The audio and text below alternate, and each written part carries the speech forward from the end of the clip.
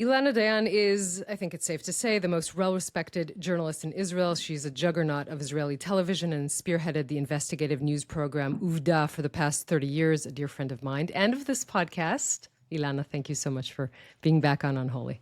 It's always good to be here, especially to hear you make this introduction and reaffirm our friendship.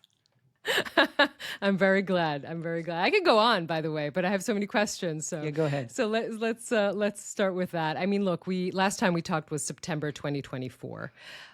It's been 650 days into the war in Gaza, brief war with Iran. Let's talk a little bit about the pulse of the nation. Where are we? Are we beginning to get our bearings back, to breathe easier, or would that be actually impossible before the hostages come home? I can tell you about myself. I still cannot breathe.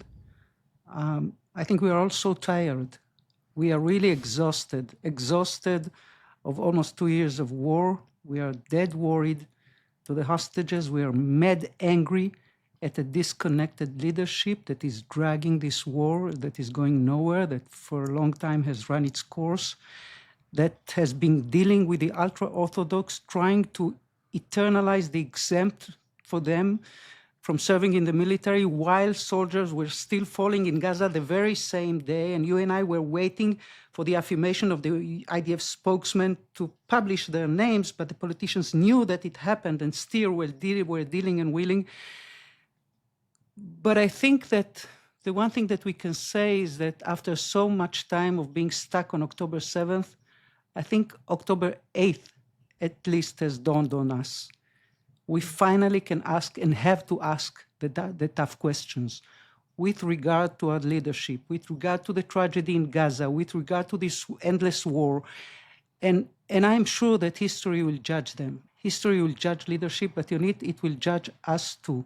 Have we been asking the right questions, the tough questions, at the right time? And I'm worried, and I think that we haven't been doing that for a long time now.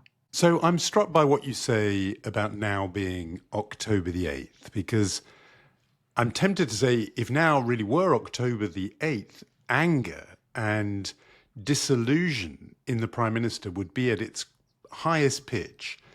But instead, I'm just looking at the polling and assessing Prime Minister Netanyahu's political strength at the moment. It seems as if it's very much 650 odd days on from the moment where people were at their angriest with him for having allowed October 7th to happen.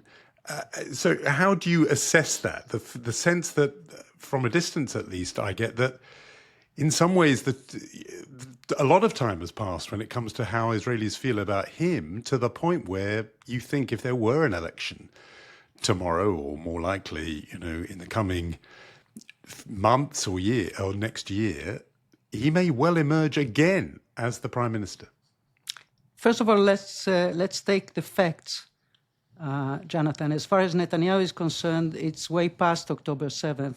As far as Netanyahu is concerned, I guess this war starts either on September 27th, 2024, when he took down Nasrallah, when the IDF took out Nasrallah, or on June 13th, when the strike against Iran was launched.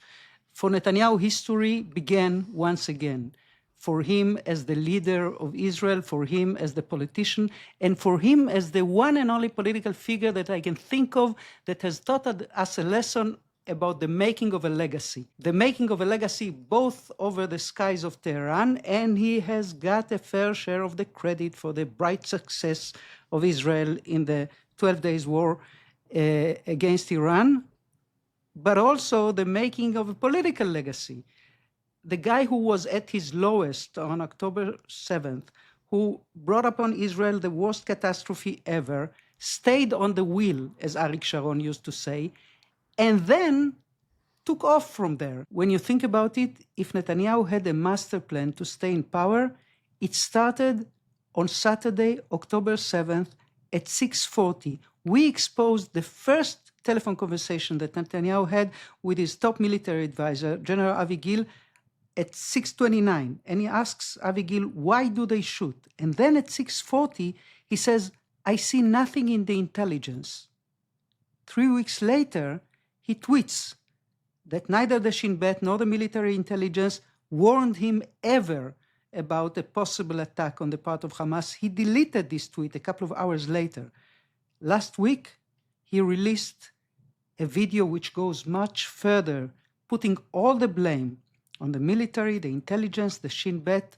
This time, he didn't delete anything. Netanyahu, on his way, on those days of September 2024, on his way to a critical discussion with the IDF brass about the strike against Nasrallah, had a secret meeting with Gideon Sa'ar in a hiding place around Tel Aviv. And he closed the deal with Gideon Sa'ar minutes before he gave the okay to take out Nasrallah. And Gideon Sa'ar was part of the coalition, perhaps the biggest enemy of Netanyahu within Likud, came back to the coalition 2 days after Nasrallah's assassination. So I think that Netanyahu's political ability, his ability to outmaneuver everyone else, to let his rivals see his dust, to spin the news, to sway the President of the United States, and also to bring true, hard, concrete achievements on the way, all of that together can explain the fact that he's once again touching the 30 mandates on the polls, that he's as strong as he has ever been since October 7th. But it doesn't mean, Jonathan, that Israelis want Netanyahu to stay in power. Because at the end of the day, the three main issues on the Israeli agenda nowadays are issues on which the vast majority of Israelis oppose the policy of this government. Over 82% want a hostage deal and the war to end. Over 2/3 of the population in the polls want a state commission of investigation on the October 7th event. And over 2/3 of Israelis, the vast majority of Israelis, think that the ultra-Orthodox should be serving in the military. And they see what the government is doing or not doing in that respect. So I don't know if Netanyahu will win the next elections. I know that on the one hand, he's fragile. On the other hand, he's as strong as he has ever been since October 7th. And he is still one of a kind, a league of his own, as a political figure. That should not blind us from seeing his dark side, his cynical side, and his dangerous side. Definitely, probably the most complicated and complex politician of our time, and I think you've laid that out incredibly well. The sort of the successes and the dark sides, and I wonder, where does that lead us when it comes to Gaza? First of all, are we looking finally at the end of the war, or he can actually prolong it as long as he wants to? When it does end, will we look and ask ourselves, could it have ended 2 months ago, or maybe more than that?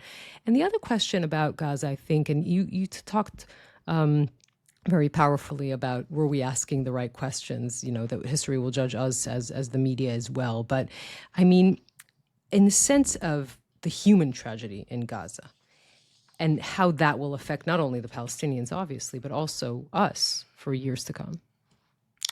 I've been to Gaza last Friday. I've been to Jabalia. I've been with officers and fighters of 401 Brigade. And I had a conversation with one of the officers who've been, breathing Gaza, fighting in Gaza, living Gaza, and seeing death in Gaza ever since October 7th, almost. And I asked him, when will you know that we've won this war?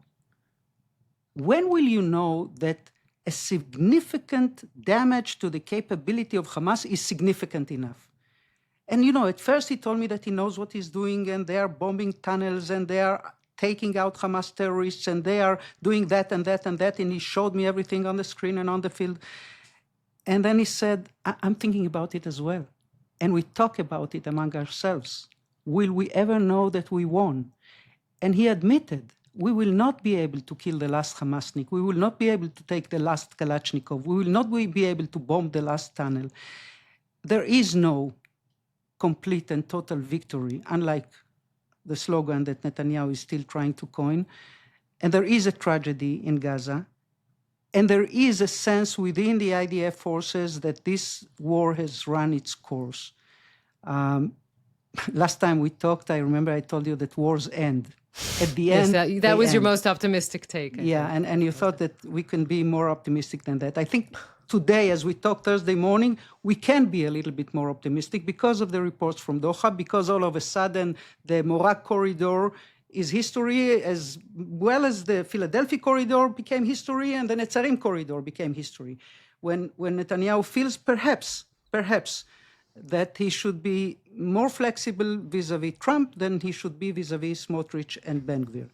So I think that Israel now, also given, I think, the weight of the chief of staff, Eyal Zamir, after the achievements in Iran, and given that he is the chief of staff selected by Netanyahu, and everybody knows that Zamir thinks that this war is all but over, that we have to bring the hostages back, that it will not happen with any kind of fantastic military operation.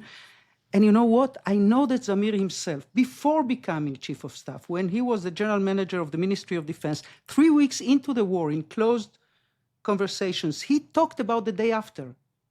Back then, 3 weeks into the war, Eyal Zamir was terribly frustrated of the fact that the government is not talking about the day after. The reason for which Netanyahu has not been doing that is because of his political survival considerations, because he knew for a long time that the end of the war is the end of his coalition. Is it still the fact? I don't know. But I know that Netanyahu is in a different position. This morning, it's obvious. Hamas needs this war to end.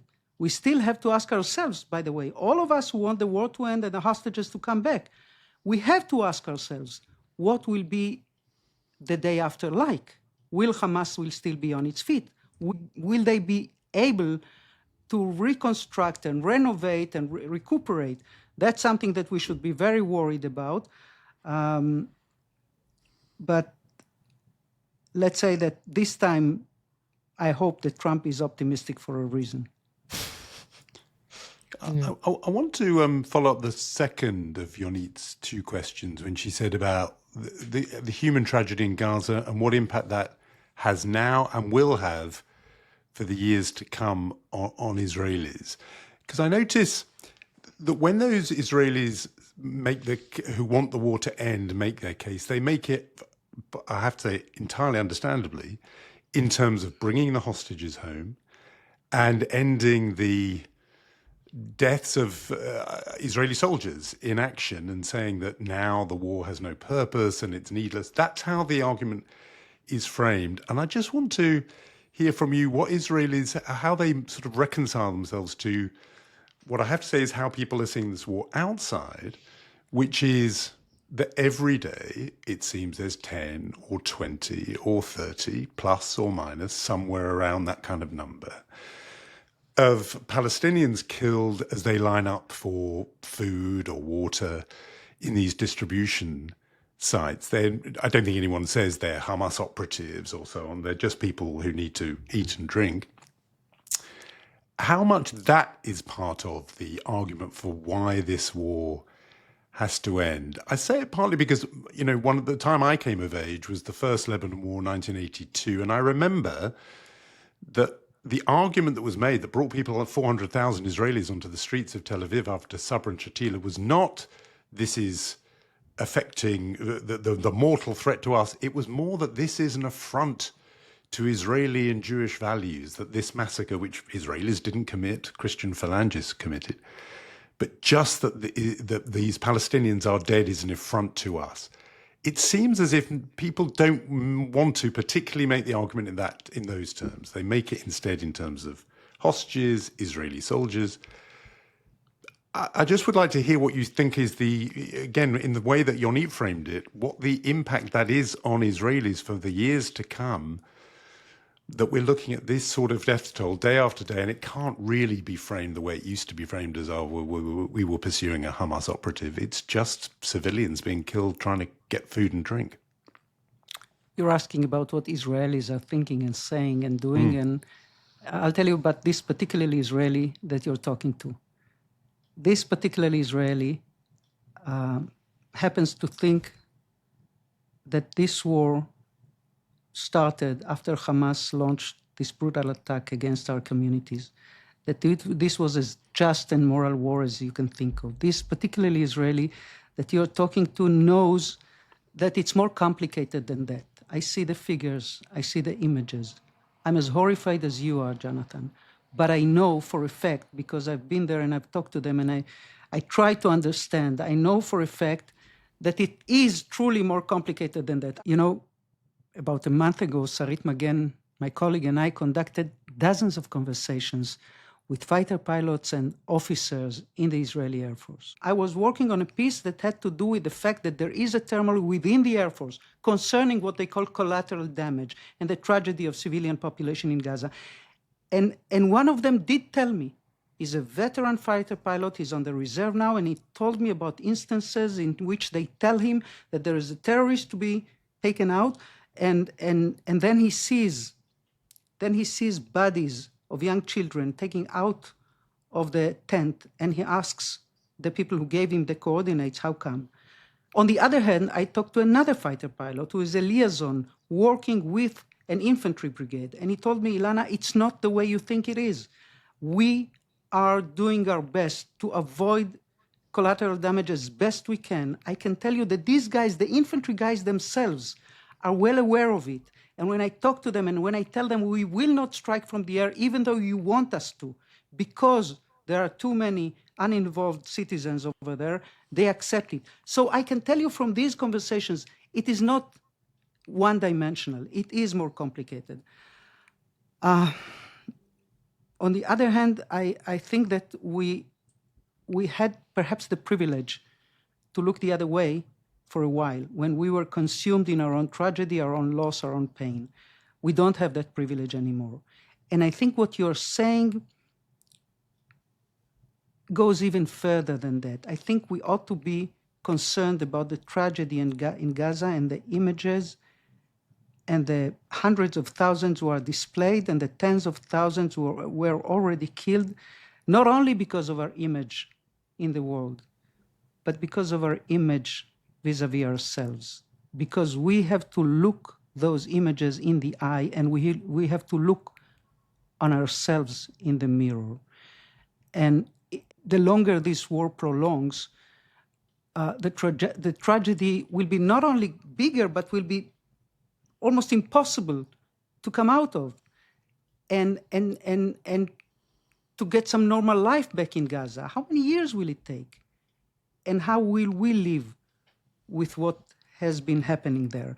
But Jonathan, again, it's difficult and it's complicated and it's complex and it's not just, it truly is not black and white. It is black and white when you look at the specific instance and when you understand that it could have gone another way, it could have been done differently. There are instances like that. But I think eventually, at the end of the day, I think the IDF is given an impossible mission.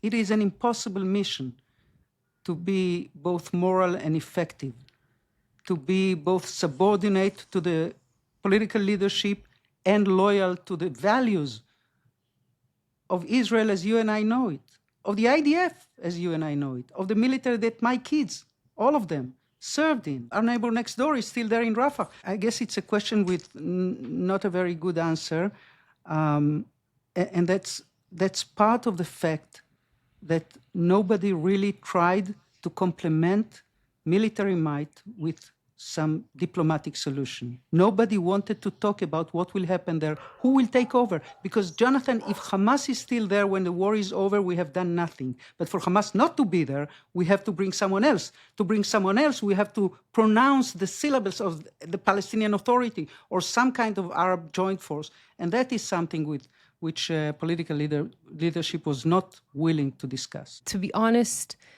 I'm not sure there is a deep conversation about the people who are ideologically against the deal, who think that the price of this kind of deal will be worse than what is happening now. And a deep conversation, a serious conversation about ending the war now and what does that mean if Hamas is not yet eradicated. It seems like everything has been sucked into that vortex of either you're for Netanyahu or you're against him. If you're against him, everything he does is from the wrong reasons. If you're for him, then, he is the answer to all your questions.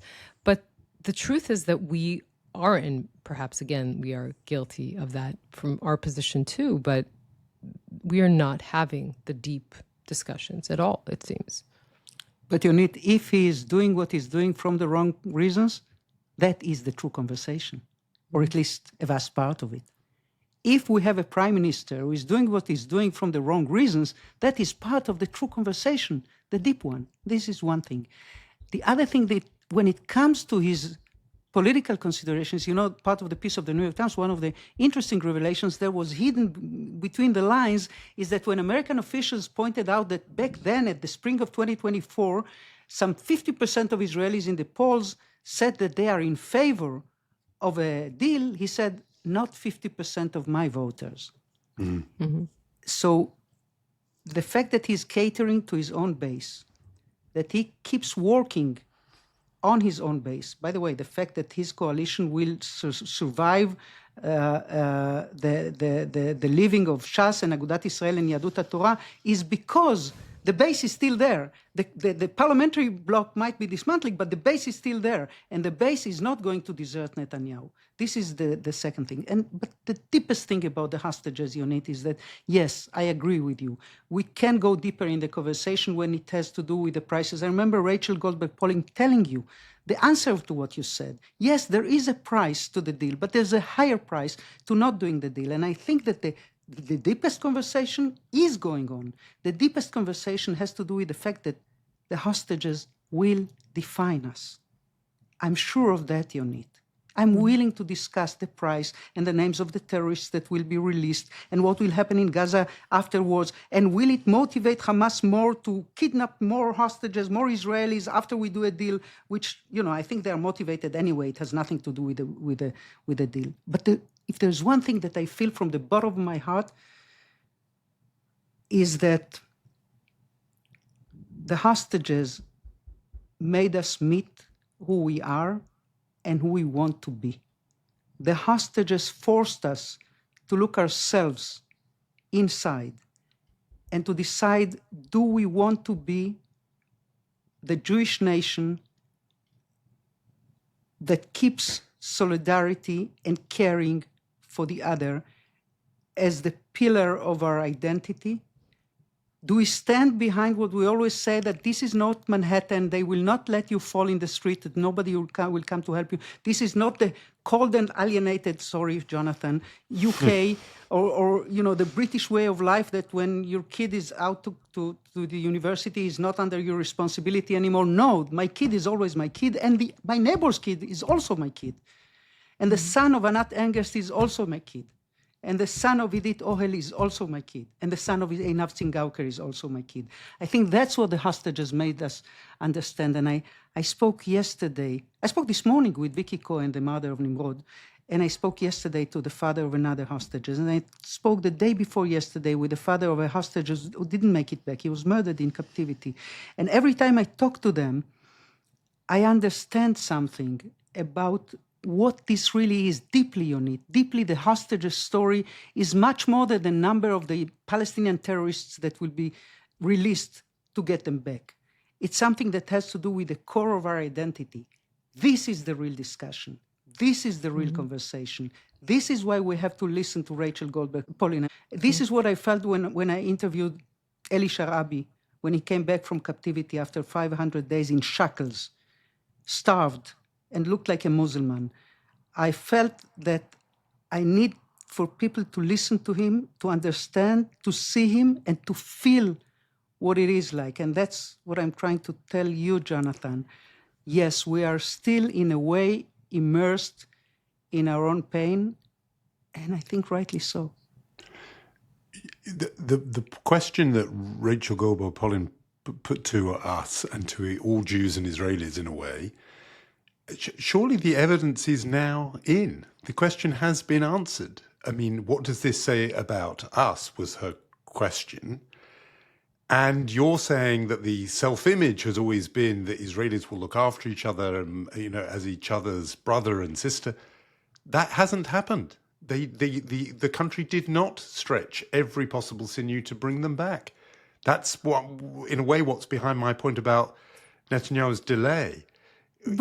Surely you can't keep saying I that understand what Israelis you're are saying. different from Britons and Manhattan and everything because we would bring people back, because they didn't. And they had a choice. The leader chose not to. So surely we now know the answer to that question, and it's not a happy one. But we also know that when it happens, it will happen because the people went out to the street. We also know that the vast majority of Israelis are still applying pressure. Perhaps you're right. Perhaps they could have been angrier. Perhaps they could have done more. But I No, see my them. beef is not with Israelis. It's with It's the with the countries. leadership. It's, Yes. in that sense, yeah, we are all saying the same. But yes, you are asking, and rightly so, are Israelis doing enough? Are they putting enough pressure on government? Are they angry enough? Are they furious enough? I have to tell you that I had an amazing encounter back in, I believe it was in February of this year. The second deal was already underway. And the brother of Itai Dekel-Chen, who was still in captivity back then, invited me to a meeting in his moshav with a Garin Torani. He is Chozer B'Tshuva, he's religious, even though he was born in Kibbutz Nir Oz, much like his brother. And most of the guys there were against the deal. Most of their female partners were in favor of a deal. And you could see how ideology blends with caring. How the fact that these people are right-wingers, hardliners, but when it comes to the hostages, they're different. You can see it in Efrat, in Gush Etzion, in Bet El, in Shiloh. You can see it in settlers and relatively light Orthodox who are coming to the demonstrations, who are coming to the hostages square. I think that Israelis do care. They manifest it in every poll. I have no good answer to the question of why didn't they succeed in exerting enough pressure on the government to change its course with regard to a deal. Yeah, well, I guess when you're busy, doing 400 days of reserve service and trying to survive financially because your business is closed, because of that, it's difficult to expect, hundred thousands or millions of Israelis to take to the streets. But you're right about the polls. They're consistent and they're getting actually bigger numbers on that column of who wants to end the war and to bring back the hostages. As we're speaking, the government is really not halting, not on the issue of the draft bill and not on the issue that has been Israel's focus, the government's focus before October 7th, and that is the judicial overhaul or the judicial coup. And this is continuing, in fact, trying to oust the Attorney General, which is, of course, complicated, but that's not stopping this government. And, of course, there's a pretty clear conflict of interest when that is what you're trying to do while the Prime Minister is standing on trial. But can you talk a little about what you see as the most worrying part of what the government is trying to do in this Oddly enough, process? Yonit, I think the most worrisome act has already taken place. I think the ousting of Ronen Bar as head of the Shin Bet is the peak of the judicial overhaul. I know that there is a host of statutes and laws that they are trying to promote, trying still to change the commission that selects judges, trying to hurt the free press, trying to dismantle the public broadcasting, trying to finance organizations according to political identification, trying to pass a law that will enable them to oust seniors of the public service from the head of Mossad to the chief commissioner of the police within 100 days of a new government being elected. And I'm reminded of something that Uzi Arad, who used to be a prominent advisor and the national security advisor of Bibi Netanyahu in the 90s, he told me once that back in the early 90s, Netanyahu told him to stay in power in Israel, you need 3 people that will be your own. The head of the investigations in the police, the income tax commissioner, and the head of the Shin Bet. And that's why I think that the fact that Netanyahu launched this showdown, this immense drama, eventually being successful in ousting Ronen Bar as head of Shin Bet, and I'm leaving aside the fact that Ronen Bar had responsibility for the fiasco of October 7th. He assumed responsibility. He said that he's going home.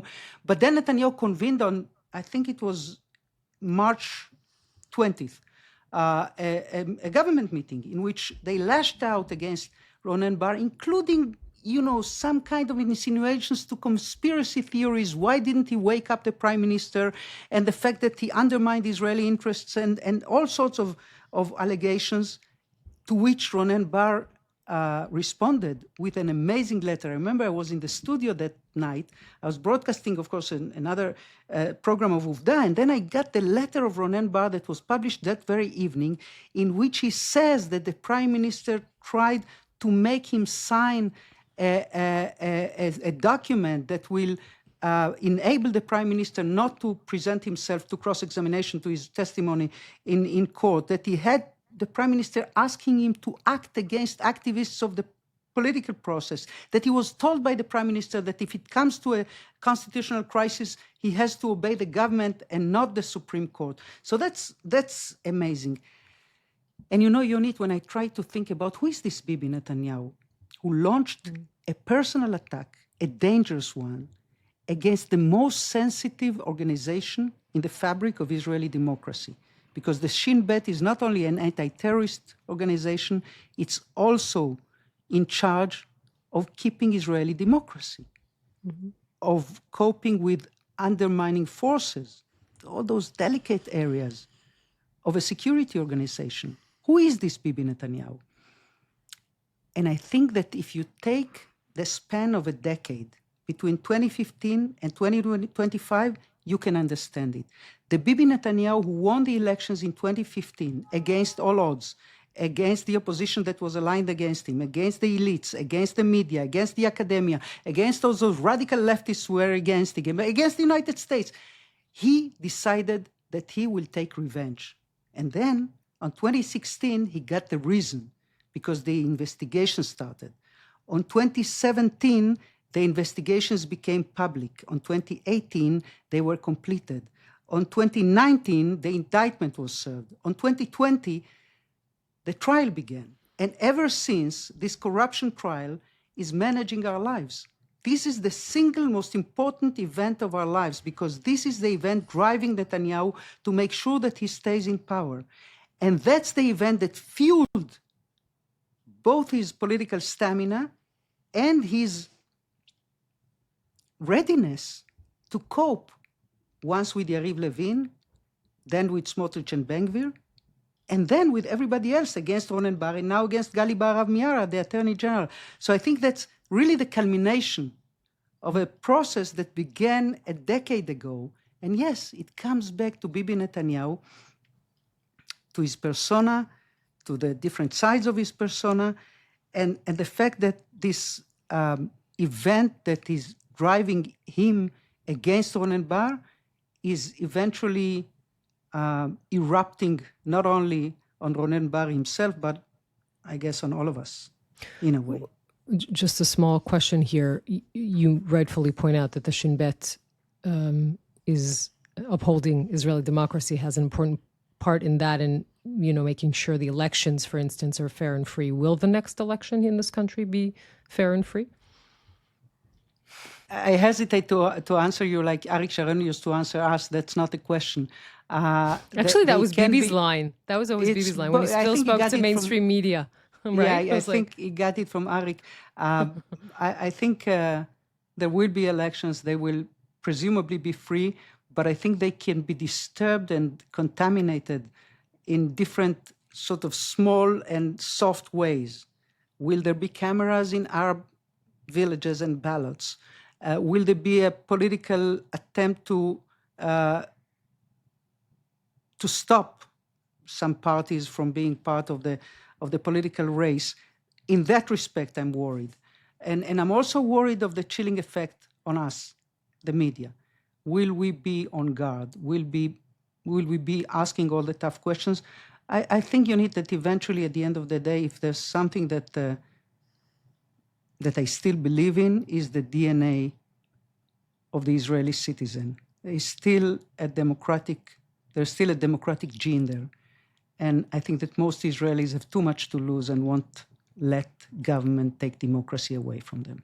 I hope so. When I'm thinking about our reality and the life that we're living in this terrible disaster area of ours, there's one text that is with me ever since the summer of 2006. It's the eulogy that David Grossman wrote to his son Uri. And it's amazing. I was there at the funeral. I come back to this text every once in a while. And yesterday night, I came back to it and I figured that almost 20 years after it was written, it is more chilling than ever. And I think it answers most of your questions in the course of our conversation. I'll read you just 2 paragraphs, the ending paragraphs of this eulogy. Said David, I will say nothing on the war which you were killed. Uri, we, our family, already lost this war. The state of Israel will have to reckon with it while we stay with our pain and with so many good friends and even people we never met who wrap us with endless love, and I thank them. I wish we will find ways to shower each other with love and solidarity in different times as well. That's perhaps our most unique national resource. That's our biggest natural treasure, a human treasure. I wish we rescue ourselves out of this horrific violence which has taken over so much of our lives. I wish we get back to our senses and save ourselves now at the very last moment, because hard times are still ahead. Uri was a very Israeli boy, even his name was. He was the essence of Israeliness as I would want to see it. And he was a person of values. This almost forgotten word. In our crazy, cruel world, it's not cool to be a person of values or a humanist, or simply to be sensitive to the hardship of the other, even if the other is your enemy in the battlefield. But from Uri I learned that you can be both, that we have to stand up for ourselves, la'amod al nafshenu, but we have to do both, to defend our lives and defend our souls, to insist to save our soul from the force of simplistic thinking, from the corruption of cynicism, from the pollution of the heart and the disrespect of the person, which are the biggest curse truly menacing anybody who lives in a disaster area like ours. That was written for Uri, David Grossman's son, who was killed in the Second Lebanon War 19 years ago this month. It still echoes today, and I think love and solidarity is what we can stay with or leave with this conversation. Ilana, thank you so much for talking to us. Thank you, Yonit and Jonathan. Thank you very much.